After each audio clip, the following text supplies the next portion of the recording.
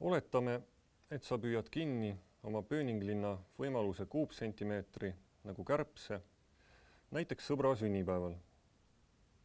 Äkki sa tunned, et klõps käis ära ja sa oled nüüd pööninglinnas.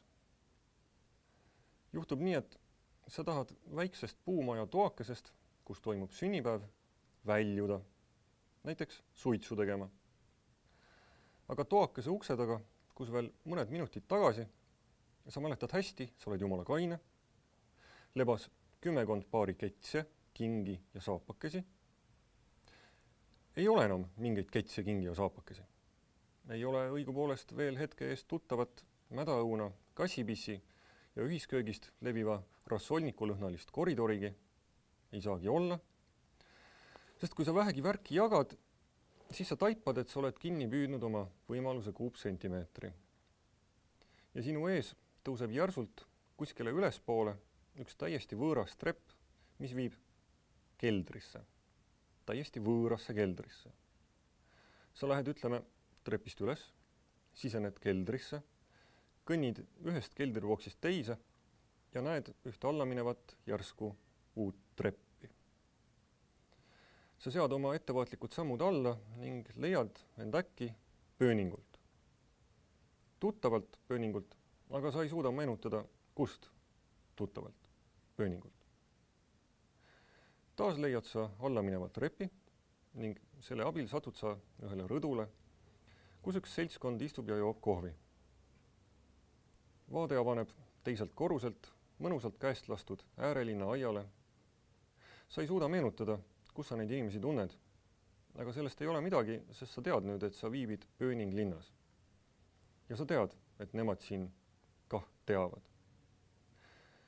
Ja et te nüüd varsti väljute majast ühele tänavale, mis on tuttav, kuid ometi võõras, ja te pöördute nurga taha uuele kitsale ja kõverale mäest üles looklevale tänavale, mille kohta te teate, et seda ei peaks seal olema, aga ei imesta selle üle hoopiski, vaid jätkate oma kulgu ja vähemalt mõned teist teavad, et see kulg ei vii mitte kuskile.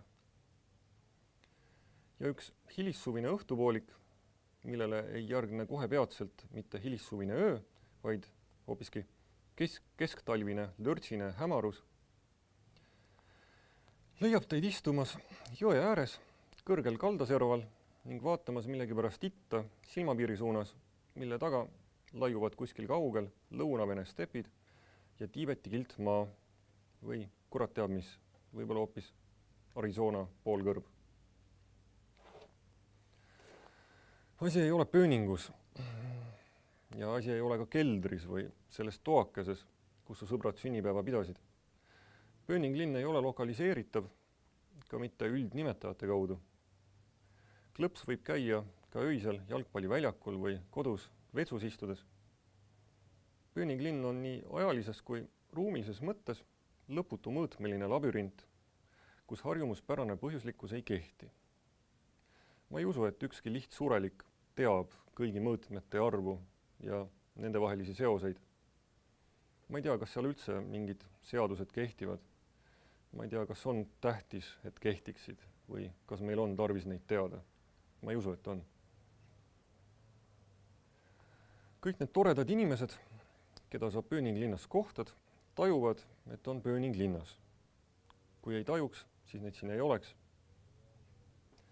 Aga nad ei pruugi endale teadvustada selle paiga seadusi või seadusetust. Nad ei pruugi aru saada põhilisest. Sellest, et siin viibides ja edasi kulgedes ei ole võimalik kuskile välja jõuda.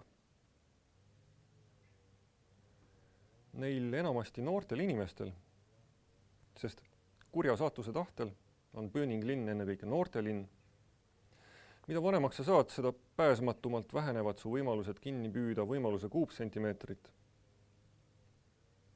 Neil noortel inimestel on tänu nende eale pahatihti nii-öelda eesmärgid elus.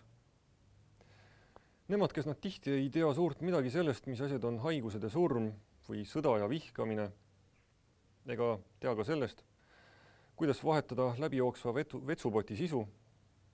Need romantilised ja egotsentrilised olendid tahavad saada kunstnikuks või näitlejaks või kirjanikuks või tahavad teha bändi ja punki tegeleda taoismi või budismi või tai chi või uusmateriaalse filosoofiaga, tahavad võidelda neonatsismi, neoliberalismi ja karusloomafarmide vastu. Nad ihkavad leida boyfriend'i või girlfriend'i või armastust või tahavad lihtsalt lõputult pidutseda ja et oleks lõbus ja tore ja et iga järgmine hetk kustutaks eelmise. Ja mõnikord nad isegi saavutavad oma eesmärgi. Mõnikord ei ole ju nende eesmärkide saavutamine isegi kuigi keeruline. Aga nad ei taipa, et kui esmane eesmärgi saavutamise joovastus on lahtunud, siis nad äkki võivad avastada, et ei viibi enam Burning linnas. Parem, kui nad ei oleks sihile jõudnud. Sest tegelikult oli nende kõigi siht püüda kinni oma kuupsentimeeter ja lihtsalt viibida Burning linnas. Kõik, kogu lugu.